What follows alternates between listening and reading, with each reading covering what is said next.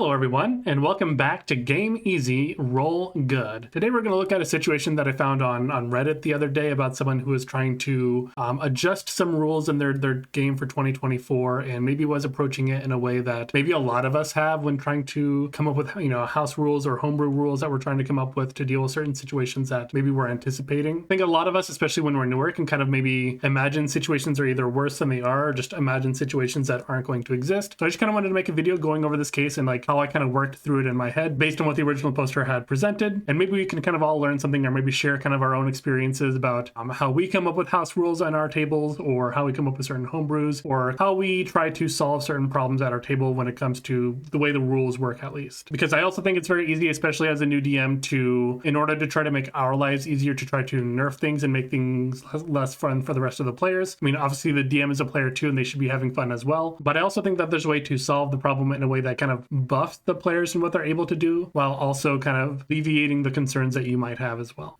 So what is this case that I'm talking about? So there was a poster on Reddit. They are a DM who is looking at the weapon swapping rules that are in 2024. We'll cover those in a little bit. They thought that those weapon swapping rules were a little unrealistic. They're just kind of looking for a way to prevent players from aggressively juggling the weapons on each of their turns. Their main concern was that it would slow down combat, having to switch out weapons or figure out which weapon to switch to. And they said that they have at least one player who's going to be playing a dual-wielding ranger in their upcoming campaign. So they're trying to sort of nip this in the bud before they get into the adventure, which is a respectful thing to do, to try to address that before you actually get into the actual gameplay. But they said that the solutions that they're considering are being unable to use object interactions to draw or stow weapons, or to make it so that players can only draw or stow one weapon when you take the attack action. So first things first, this is no shame to that poster. I mean, I imagine if you go on Reddit, you could probably find them if you know where to look. I'm not trying to call that out. I'm not going to show their post or show their name or anything. They are not the point of this video. But I think this is a sentiment that when I made my video, one of my first videos initially going over the dual wielding rules, and even those rules, I know I got a couple things wrong at least, just because the rules were new and I didn't quite understand them at the time. But I got a lot of comments in that video expressing similar concerns to what the poster is expressing here, mainly that it's a little unrealistic to be swapping weapons so aggressively in 6 seconds, and the concern that it takes more time, I think, is just a valid concern as well. But I think as we're looking at the solutions that they were considering, at least initially, is that both of them probably aren't great solutions. I think the first thing that we can probably recognize by both of these things is that they're both subtractive, they're nerfs, they're trying to take something away from the way that the rules currently work. And honestly, one of them doesn't even actually address the issue, and again, we'll get into that in a little bit. First things first, what are they actually talking about with the way that weapon swapping works in 2024? Let's just do a quick review.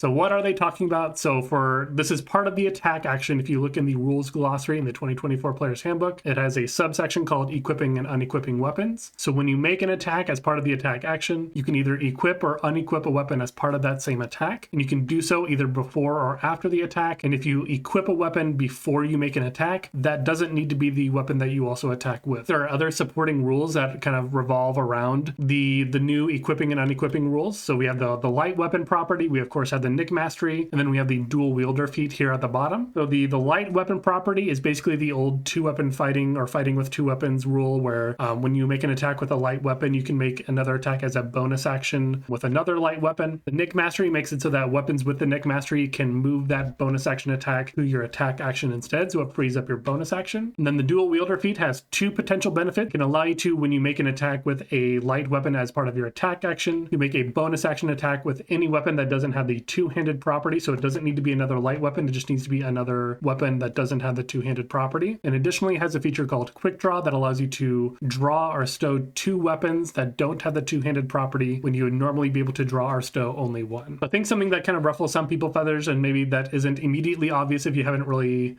been paying attention to these changes in the 2024 rules, is that none of these rules anymore state that the weapon must be held in your other hand, nor that 2 weapons must be held simultaneously to benefit from these things. The only rule that really exists is that you must be attacking with a different weapon than the weapon that triggered the extra attack. And so that, combined with the attack action feature here for equipping and unequipping weapons, and the light weapon property and the Nick Mastery, none of them may even mention like dual wielding or anything that would suggest that you are using 2 hands to hold these weapons and attack with them. If you only have extra attack, you're probably only going to switch weapons once per turn, especially if you're doing something like holding a shield and trying to take advantage of these things. I'm not going to really dig into all the minutia about all the different ways that you can switch switch out your weapons, but just know that, especially without the dual wielder feat, you're actually kind of pretty limited on how aggressively you can actually switch out your weapons because of the timing of them. But these are the concerns that the original poster had, so let's just go ahead and look at their solutions and kind of figure out why these solutions maybe aren't the best ones to begin with.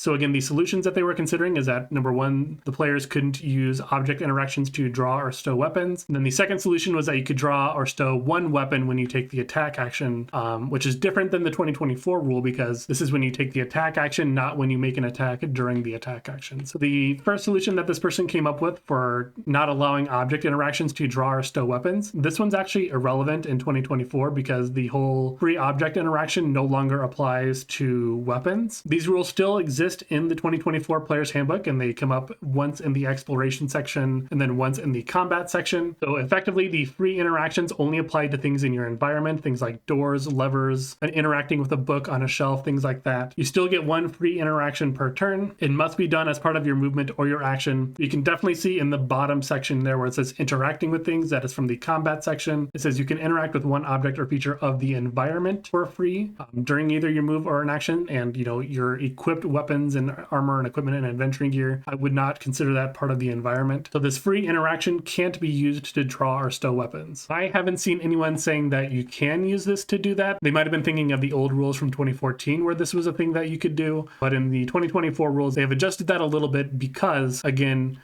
this has all been moved to the equipping and unequipping weapons as part of the attack action in the attack action rules. And some of you might be thinking, or even maybe typing already, that, well, a player could drop their weapon and then their weapon is on the ground and then it's part of the environment and then they can pick it up as a free action. Well, no, they can't, because again, in the new rules for the attack action, in the equipping and unequipping weapons, at the bottom it says equipping the weapon includes drawing it from a sheath or picking it up. Unequipping the weapon includes sheathing, stowing, or dropping it. So the normal loophole that we would sometimes use in 2014, where we would try to consider, dropping a weapon on the ground as a very free action, I guess, would be some ways that some people would try to do it, as it requires, literally zero effort to do that. They closed that loophole in 2024 and replaced it with the equipping and unequipping weapons rules. So if our free object interactions can't be used to draw or stow weapons, then that would leave the second solution of you can draw or stow only one weapon when you take the attack action. This second solution is basically just the 2014 rules phrased differently, because if you had one free object interaction per turn and you could use that to draw or stow a weapon, that's basically the same as being able to draw or stow one weapon when you take the attack action. You're still basically only drawing one weapon per turn. And this would solve the problem of someone who's trying to, aggressively juggle their weapons, if you believe that's actually a problem. But I also think it just unfairly limits those who are wanting to dual wield sort of honestly with weapons in both hands from doing the things that the rules in 2024 allow them to do, such as, using the light weapon property, using the Nick mastery, using the dual wielder feat. Again, in situations where they don't have weapons in both hands, these new rules allow them to get both weapons out on turn one. Whereas if you had this limitation where you could draw or stow only one weapon as part of the attack action, then they wouldn't be able to do that, and they're basically playing by 2014 rules in a 2024 rule set. So it's just sort of an unnecessary limitation that doesn't really solve the problem, or at least not in a way that's conducive to the fun of the player. Now, the dual wielder feat would solve that problem by allowing them to draw or stow two weapons when they would normally be able to draw or stow only one. But maybe that's a feat that they weren't planning on taking, because there's plenty of reasons to not take the dual wielder feat, even if you are trying to dual wield. So by doing something like this, then you might be pigeonholing them into a feat that they weren't originally planning on taking. And again, while they did say that they do have a player who's going to be a ranger who's dual wielding in their game, it wasn't even clear from their post if they were aware of what their player's intentions are, which kind of brings me to my next point, is will this even be happening? Have they ever talked to their player about it? Is the player aware of how the weapon swapping rules now work? Is that player known for min-maxing? Are you expecting this from them? Again, have you talked to your player about it? It's entirely possible that the player is just wanting to do their best impression of Drizzt and, just wield two weapons like a normal person would when they're dual wielding. And if that's the case, then the DM is sitting here trying to solve a problem that's never going to come up. But you won't know that unless you actually talk to your player and ask him kind of what their intentions are. How do you see a turn in your combat going out? Are you planning on using a bunch of different weapons? There's just a real chance that we're trying to solve a problem that we're imagining in our head that just won't exist. Not everyone who plays D&D is maybe as chronically online as some of us are, including myself. Not everyone is watching YouTube's video like mine or others who are maybe exploring the rules and kind of looking for these kind of weird combos or broken combos or things that we can imagine and maybe we'll never actually even take them in a game. Those people do exist for sure, but it's absolutely not everyone, and it for sure isn't in every game, or at least not for people who are actively trying to play in good faith. So then their second concern was that they think that it would slow down combat. And I hate to break it to you, but 2024 in general is going to take longer to play for a number of reasons. The first of which is that it's just a new rule set. And even for someone like me who's kind of living in these rules and making videos about them and has gone through all the books, even in the one-shots that I've been running for my play group, I'm still having to stop and remind myself how certain things work. It's going to take time for all of us to kind of reacclimate ourselves to the new 2024 rules for those of us who have moved over to them already. In addition, there are just some new hard rules that are going to take extra time anyway, such as the weapon masteries. Things like topple will create a saving throw every time that the creature isn't prone and they get hit with it. That's extra time. Cleave and nick create extra attacks. Those take extra time. Temporary effects like sap and slow may require markers to designate that this creature is affected by this thing so that we can remember that they're there. So taking the time to kind of mark all these things down is just going to be extra time that we weren't doing before. But again, these are sort of fixed things. These are things that are just going to add time no matter what. But something as simple as, navigating the new weapon swapping rules isn't really adding a fixed amount of time to the game the same way that like the topple mastery does, for example. This is something that will get better the more that player plays the game and the more they're able to get used to when and how they can switch certain weapons and how all that really fits together. Streamlining their turn is something that players will get better at the more that they're exposed to those rules and they're able to actually use them. It can be as simple as, okay, I start my turn with my shield and my hand axe. I bring a chop down, does a 17 hit. Okay, that's 7 damage. At the end of that attack, I stow the axe in its holster. For my next attack, I'm going to draw out my dagger for my nick attack. Does a 9 hit? Probably not. Okay, I'm going to bring down another slash with my dagger. The natural 20 for 11 damage. That's the end of my turn. It doesn't really need to be more complicated than that. Obviously, there's going to be actual rolls that are happening there. But once you get used to the actual flow of juggling weapons the way that the rules allow you to, it can happen just as quickly as anything else in combat.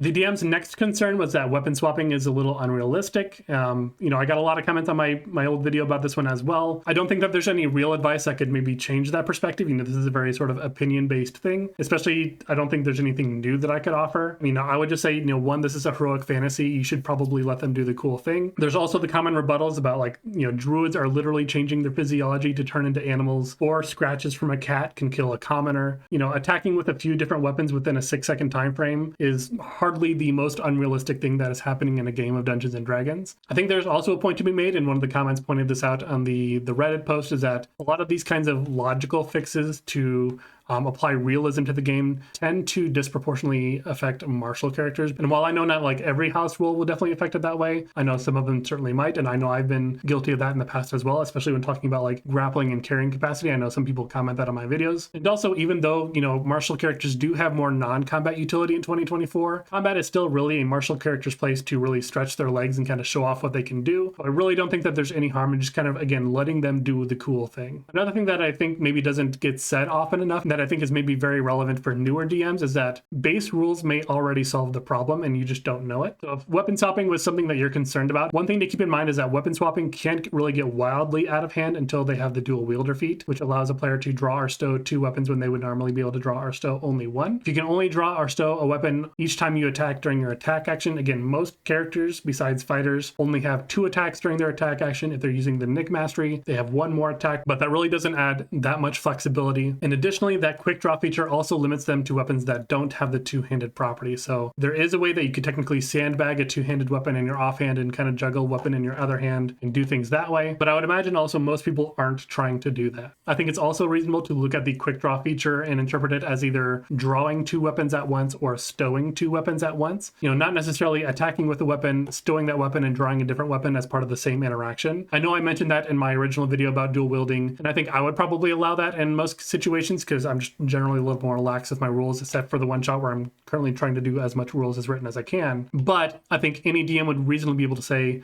this is purely just for drawing or stowing 2 weapons at the same time, not necessarily drawing and stowing as part of that same action. If you're interpreting it that way, which again is a very reasonable way to interpret it, that makes it much harder to aggressively juggle weapons when you're holding a shield or maybe a two-handed weapon in your other hand. And because this is from the dual wielder feat, which by the name dual wielder kind of implies that it's meant to be used with 2 weapons at the same time, it's just reasonable to assume that yes, this feat is meant to support actual dual wielding, not holding a shield and playing with light weapons or doing things like sandbag sandbagging a two-handed weapon in your offhand or doing, you know, goofy things like that. But even let's say that you're super lax with your rules. They can, you know, they can attack and then stow and then draw another weapon. They have the dual wielder feat. They can do all of that. At the end of the day, they're basically juggling light weapons. And even if they are somehow weaving in a two-handed weapon into that because they're a fighter and they have so many extra attacks to do that, this is still, in terms of just raw damage output, this is still just a suboptimal way of playing. Like, any player who's choosing to play this way is doing it because they think it's just a fun thing to try, not necessarily because it's the best, most overpowered thing to do. They will be able to use a lot of different masteries, and that's pretty cool. But outside of maybe like push, topple, and maybe cleave, most of the other properties, especially for the ones associated with light weapons, of which 2 of their attacks must be made with light weapons, the majority of their attacks aren't going to be using these more overpowered masteries. They would probably just be better off using the bigger weapon to abuse those masteries rather than trying to make as many attacks as possible by juggling different weapons out. So this is all to say that I think the problem that the original poster is kind of imagining doesn't really exist. You know, I get the feeling that they actually haven't played with the new weapon swapping rules and kind of felt how it actually feels in combat. But let's say that we still wanted to impose some kind of house rule just because I just don't like the idea of juggling weapons. I want them to mainly stick with one weapon in a combat, especially if they're wielding a shield or something like that. How can I incentivize them to not switch weapons? And then in that case, you have to ask yourself, why would we swap weapons? And in 2024, the main incentive to swapping your weapons in the middle of your turn is to take advantage of the different masteries, right? You could do it to access, you know, a slightly higher damage weapon, but I mean, that is a level of min-maxing that just really isn't necessary for a game of Dungeons and Dragons. You know, you're getting like 1 more damage on average out of a weapon. So if you just don't want them switching the weapons, then you just need to remove the incentive to switch weapons, which is to take advantage of the different masteries. So you don't need to trade the carrot for the stick. You just need to give them a different carrot. If you really want to prevent a player from swapping without feeling like we're nerfing them, you can just give them access to those masteries without having to switch the weapons. And we kind of saw something like this in the original Unearthed Arcana for 1D&D while the playtest was out. While weapons in the 1D&D UA, 4 weapons did have masteries assigned to them. As you can see on the pictures here, each of the masteries had a prerequisite for the kind of weapon that could apply to them. So you could also just apply that same sort of concept to the weapons that your players are using. So if they're using, you know, a light weapon, they could use any mastery that they have learned that applies to a light weapon rather than having to switch out weapons to use different masteries. However, I will say, while that's maybe balanced for light weapons, because light weapons only have like Vex and Nick and maybe Sap, I personally think that this rule would get even more broken with the heavy weapons when they would all have access to cleave, topple,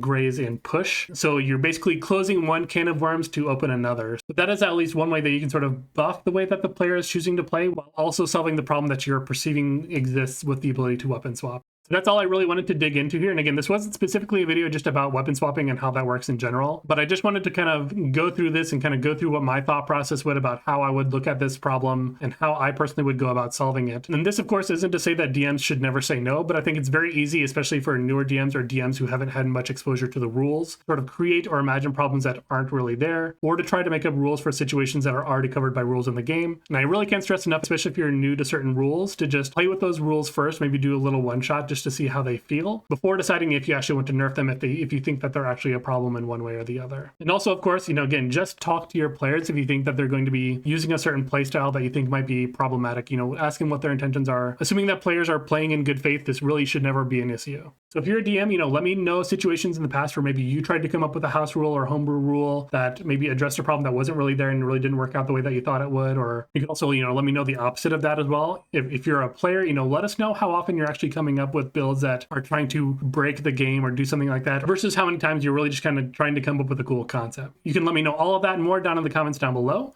And again, while you're going down to those comments, please hit that like button. If you're a new viewer or returning viewer to this channel and you like what you saw here, please consider hitting that subscribe button. It helps the channel out quite a bit. This video is a little different than what I normally do, but I just thought it was a fun thing to kind of think about and kind of go over. I release videos every Wednesday and Sunday, so you always have something to look forward to. I appreciate all of your time, and I'll see you in the next one.